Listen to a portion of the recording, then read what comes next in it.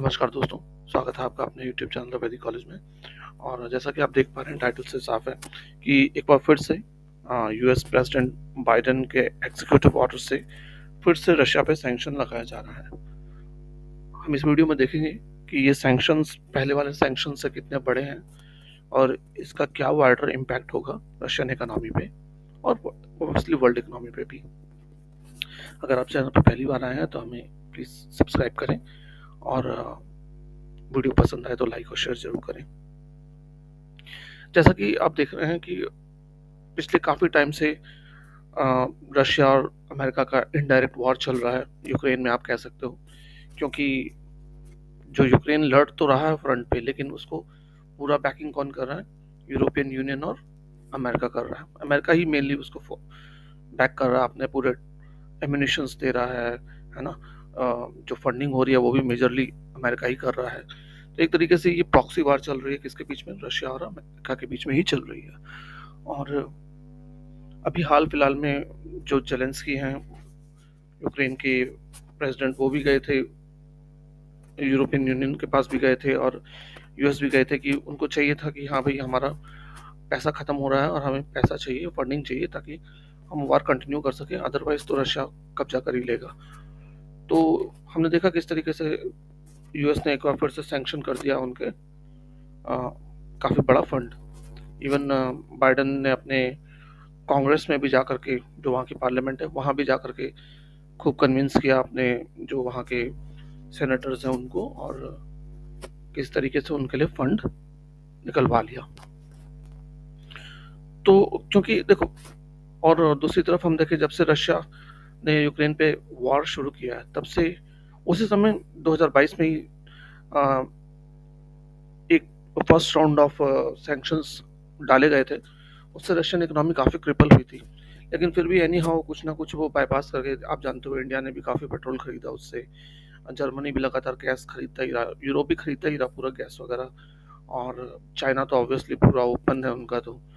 और दूसरे इंस्टीट्यूशंस भी हैं, यूएई वगैरह भी काफ़ी सारे इन्वॉल्व हैं, जो मतलब रशिया के साथ काम कर ही रहे हैं अभी भी, इनडायरेक्टली कह सकते हो आप या डायरेक्टली भी है।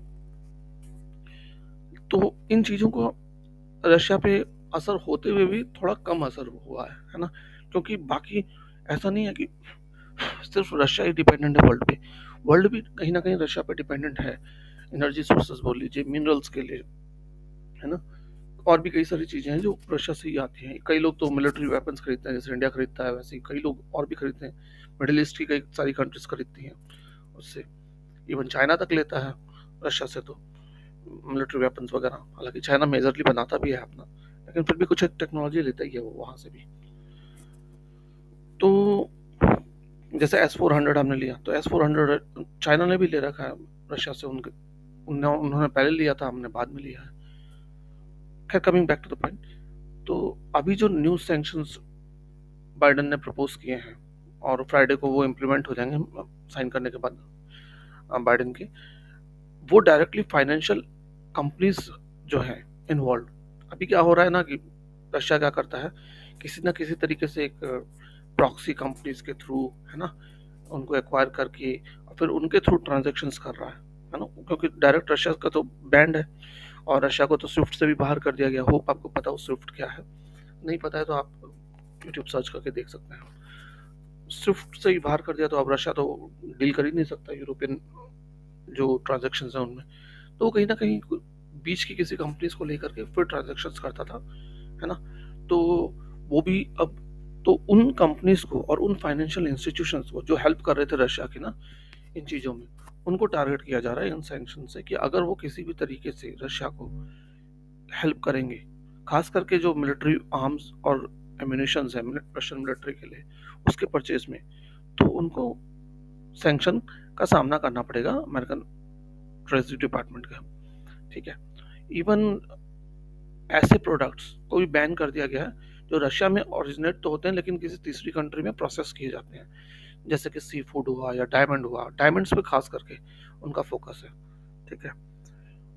तो ये देखा जा रहा है कि एक डिसाइसिव और सर्जिकल एक्शन है उन फाइनेंशियल इंस्टीट्यूशंस के खिलाफ जो कि फैसिलिटेट कर रहे हैं supply of Russia's war machine. ठीक। जो पहली बार सैंक्शन लगा था उससे काफ़ी रशियन इकोनॉमी को इम्पैक्ट तो आया ही आया है। और ऐसा माना जाता है कि लगभग लोग जो एक्सपेक्टेड था कितना कम होगा उसका 5% तो हुआ ही हुआ है, उससे 5% ज़्यादा हुआ ही हुआ है ना। 5% कम हुई है उससे इकोनॉमी, मतलब मान के चलो कि वो एक्सपेक्ट कर रहे थे कि 12% इनकी इकोनॉमी श्रिंक करेगी रशिया की, लेकिन वो लगभग 7% कम हुई है। तो 5% रह गया, वो क्यों? क्योंकि ये फाइनेंशियल इंस्टीट्यूशंस कहीं ना कहीं उनकी हेल्प कर रहे हैं रशिया की, है ना। तो सैंक्शंस को वेट करने में, तो इस चलते वो बच गया। अब जो मेजर कंट्रीज हैं जहाँ पे ऐसे चीज़ें हो रही हैं, है ना, जो रशिया की हेल्प कर रहे हैं, तो वो सामने में आई हैं यूएई, टर्की और कुछ एक और कंट्री जिनका नाम नहीं मेंशन किया गया है। तो अभी हाल फिलहाल में यूएस के जो सीनियर ऑफिशियल्स हैं वो टर्की गए थे, यूएई गए थे और भी कंट्रीज गए थे, और उन्होंने साफ साफ वार्निंग दी है वहाँ बिजनेसेस को, वहाँ उनको, कि अगर आप ऐसा करोगे तो आपको G7 से बिजनेस मिलना बिल्कुल बंद हो जाएगा। ठीक है। और भी सैंक्शंस लगाएंगे ही वो, ऑब्वियसली ये तो एक बोलने की बात होती है कि G7 से बिजनेस बंद हो जाएगा। सबको पता है कि और भी बहुत सारे सैंक्शंस उनको लग जाएंगे। तो क्योंकि देखो, कहीं ना कहीं वर्ल्ड की सुपर पावर तो है ही वो, लिटरली बोलिए आप या इकोनॉमिकली बोलिए, उनकी इकोनॉमी इतनी ज़्यादा स्ट्रांग है कि कोई उनसे पंगा लेना ही नहीं चाहता अमेरिका से।